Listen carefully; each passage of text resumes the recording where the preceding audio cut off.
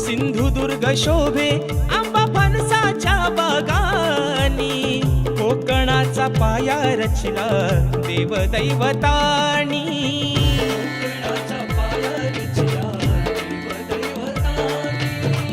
राखीला हमान दशावतारा भजनानी, येवा कोकण आपलो असा बोले मालवणी.